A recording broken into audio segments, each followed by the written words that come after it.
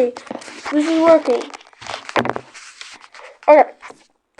Let's get into this video. In Series 12, Episode 3 of Custom Makedo Warriors, we made Catnap from the Poppy Playtime 3 video game. And it was so long ago, I had to go back and rewatch the video just to refresh my memory.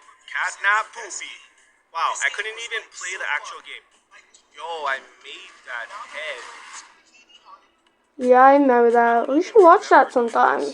Okay, there's two reasons why I think this Catnap looks a little off.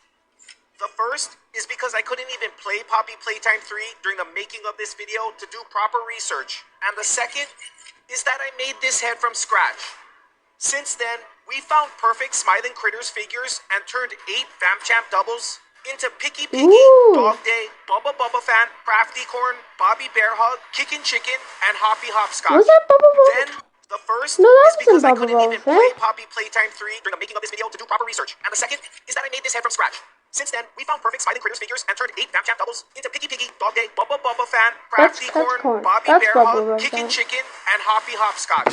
Then, we gave them all custom weapons. Apple bases for Picky Piggy, bone nunchucks for Dog-Day, that makes sense. A pencil and math book for Bubba Bubba Fan, that makes sense. A paintbrush and palette for Crafty Corn, a bear hug for Bobby Bear Hug, a KFC skateboard for Kickin' Chicken, and lightning swords the for Hoppy KFC is kind of random. We also remade Catnap, Let's be honest, which is really weird because now we have 2 Catnaps. So in today's video, we'll be fixing our 2 Catnap problem by giving one Catnap a weapon and turning the other Catnap into something scarier.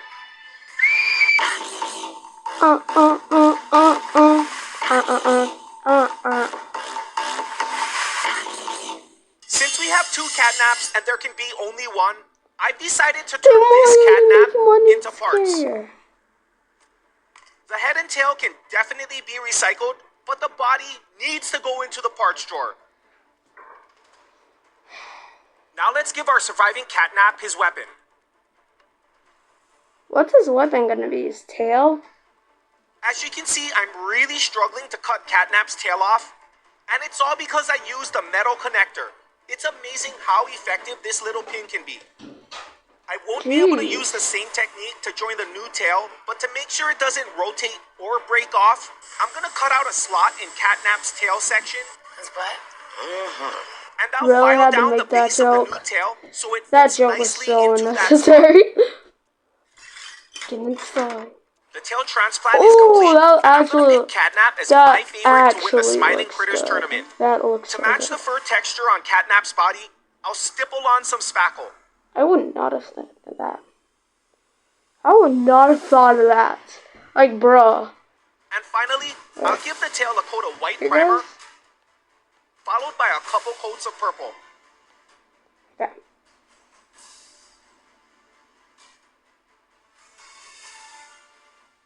Did you watch our custom Smiling Critters video?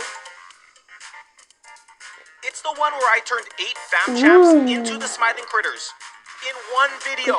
That's gotta be a record. We also had the Smiling Critters tournament in the same video. I won't give away who won the tournament, but Clark and Eddie were choosing random Ninja Fury weapons for their fighters. So I feel like the upcoming Smiling Critters tournament is gonna be a whole new ball game. And I'm gonna do my best to make sure Catnap wins that tournament. Okay, that is actually kind of dumb in my opinion. Before I reveal my plans to guarantee Catnap's tournament victory, I want to make a custom Halloween 4.0 controller. And believe it or not, this is going to be our first custom controller. We have painted them in the past. Wait, what? And we've even shortened and lengthened them. What? But we've never made a real custom controller. And my ultimate goal is to mold and cast these. So I'm going to keep the design spooky and simple.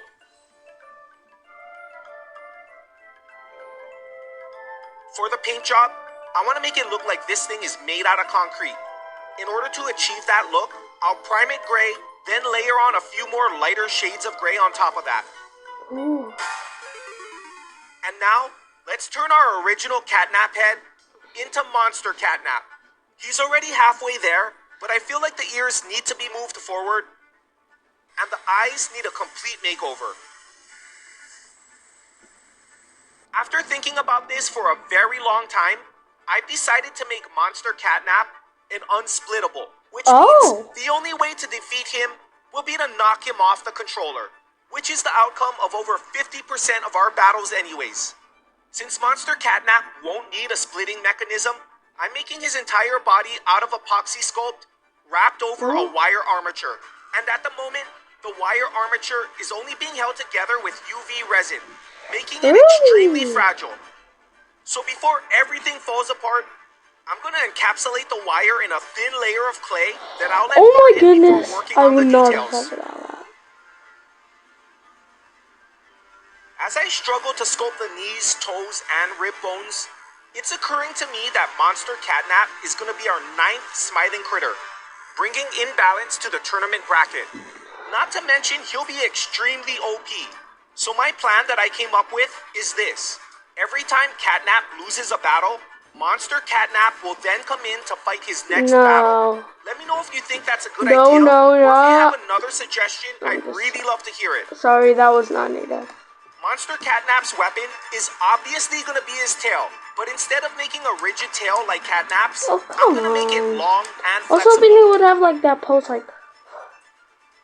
At this point, the clay has hardened enough to keep its shape, but it's still soft enough to be easily cut and drilled. Okay, they need to make I'm going to have to remember this trick for the next time, because it's making this whole process a lot easier. They need to make.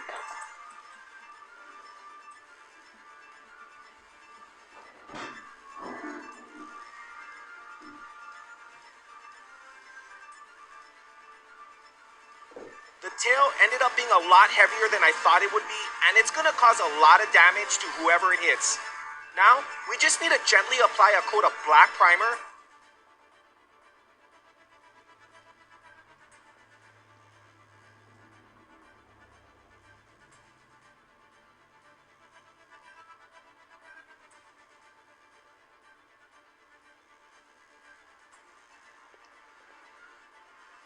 Then I'll dry brush on some purple, giving Monster Catnap a very dark and shadowy appearance. If I saw that in my bedroom in the middle of the night, oh my goodness. Finally, I'll paint his moon pendant gold, then head over to the workshop for the reveal.